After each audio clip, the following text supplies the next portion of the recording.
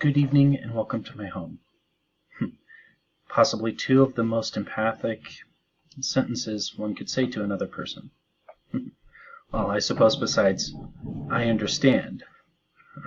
However, that's not why we're here this evening. We're here to discuss my personal reflections on my coursework over empathy training.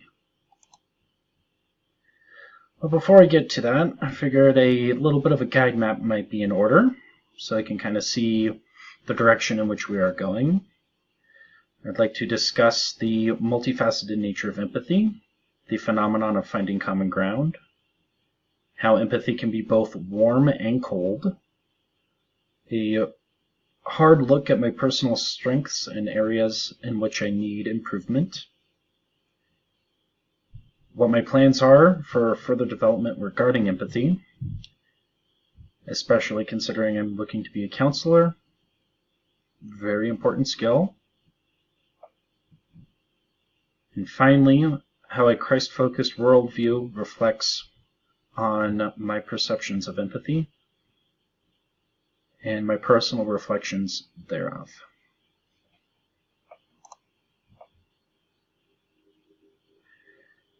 Empathy has a multifaceted nature. There's many moving parts to it.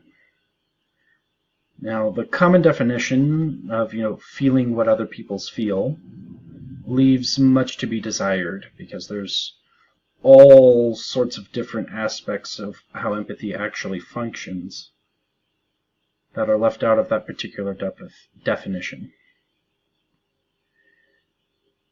Now, usually when people say the word empathy, the understanding is if you are to be empathic, you feel what others feel. You understand their internal state. And it's very important. It opens the gateway for the rest. However, it's more than just that. It's also mirroring both physically and emotionally and others' behaviors. This is something I do on a daily basis at my work, as frankly it's a sales job, and being able to empathically relate to my client who's having an issue makes the entire process significantly easier because I develop that trust through empathy with the client so that they are more comfortable with me.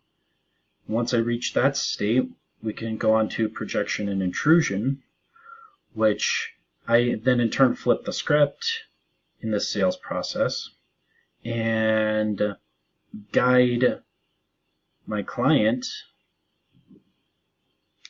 to a particular product or service that I believe will fit their needs best, even if it's not entirely one in which they were originally thinking or considering. Unfortunately for me, that's where my practical knowledge of empathy cuts off. However, that's not where my theoretical knowledge cuts off. It goes even further into changing to another worldview. Now, that's has quite beautifully outlined in earlier this semester, was taking off the lenses that you see the world through and putting on someone else's. So that way you yourself can gain the understanding of what the other person is considering, how they see things, how they understand things. You're frankly walking in their shoes, albeit metaphorically, but once you have attained that level of understanding, that is what empathy truly is, being able to truly and genuinely understand another person on multiple levels. That being said, how do you build that understanding? And you find common ground. Where do you and this other person relate? Now, this is something frankly beautiful in my mind because You can go as highbrow or as lowbrow as you want with it. In the end, if you want to boil everything down to brass tacks, we are all human. We all breathe. We all smell things, taste things, see things. We all live. And that's a very basic level of relation. That's something that anybody would have in common with anyone else. That much being said, you can even go as high as being able to relate on a philosophical or a religious or a political level. And that much being said, I personally have found a challenge to a previously held belief of mine. I personally believed that one's personality, one's existence is made up of a multitude of intersecting dynamics. I am part of category A, part of category B, part of category C, etc., etc., etc., and you pile all those together, and then all of a sudden you get me.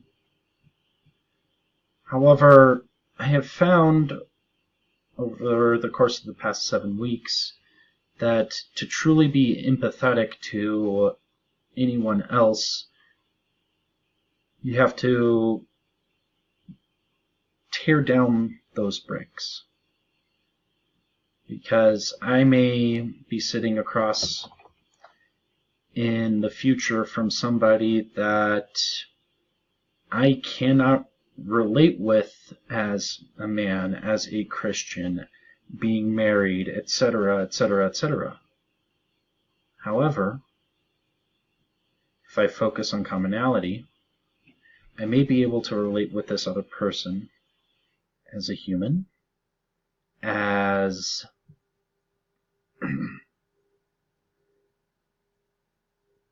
I apologize, I just lost my train of thought. As a human, as a son, as hopefully a father, etc.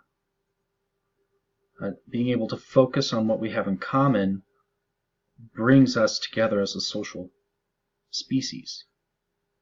Whereas if we genuinely focused on my previously held beliefs of the intersections of one's personal characteristics, you wind up focusing on the differences, and that splits up the entire process.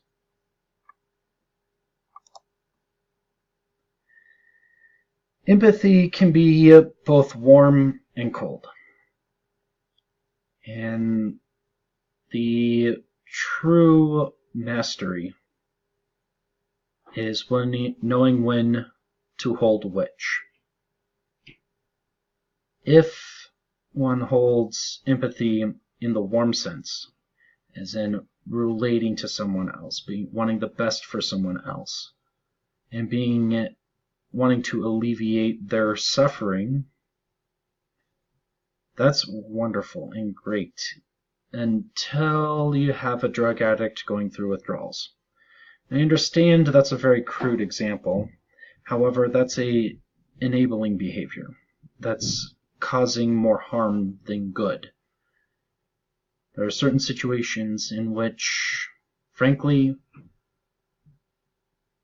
you need to be a little bit cold and hold the client's overall well-being in a higher regard than what their current circumstance may allow. Personal strengths. Yay, I actually have a couple of those.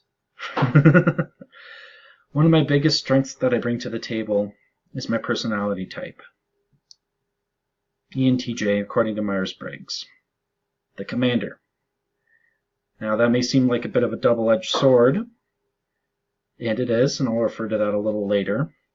However, it also means that I bring a wide range of life experiences to the table. I've lived overseas and experienced more in my brief 28 years than what most people do in their lifetime. I have a very, very accepting nature, especially of cultures that are not my own. That in and of itself plays a huge role for others because they may value things differently than I do. Finally, and my biggest strength, I would say, is a love of the Socratic method. The perpetual asking of why. Why did you do this? What was the cause for you? Why is this so important? What's going on? Why? However, everything can't be sunshine and rainbows. I do have a few areas of improvement. This is the back edge of my personality. I can oftentimes miss the forest for the trees. Or, scratch that, reverse it, the trees for the forest. Yeah. I tend to focus on the big picture, and oftentimes that can lead to missing some of the finer details, and as a result, those can frankly bite me later. I do tend to, as a result, have an overwillingness to believe in the best in people. And as a result, I think I give them, in general, more credit than what they would themselves. And again, it's something that can't always function appropriately. It's something I'll have to work on. Finally, I do have personal grievances with certain populations, and that is another thing I'll have to work on. However, these grievances are mostly with addictions and those other associated populations. And I personally believe that this is an area in which I can improve greatly once I gain more of the clinical knowledge associated with it. And I will touch again on that later.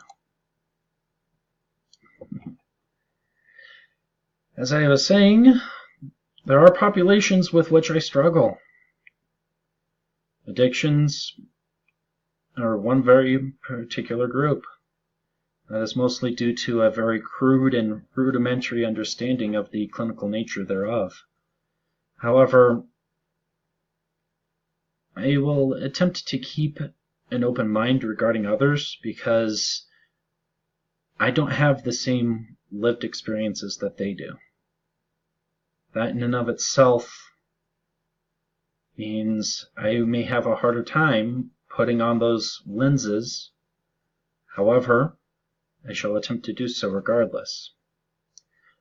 As I touched on briefly earlier, I still lack the clinical knowledge to genuinely be of assistance in a addiction situation.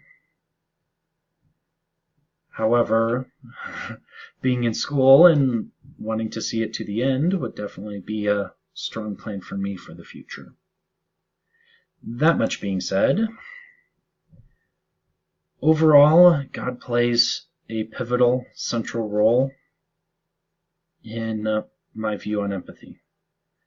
And throughout this entire course, I've been reading and reflecting a lot on the story of the Samaritan woman at the well. More specifically, John chapter 4. In that story, Jesus spoke with the woman at the well and offered her grace and empathy, regardless of the fact that she was frankly a prostitute, which was a great shame at that time. However, God gave her grace anyway.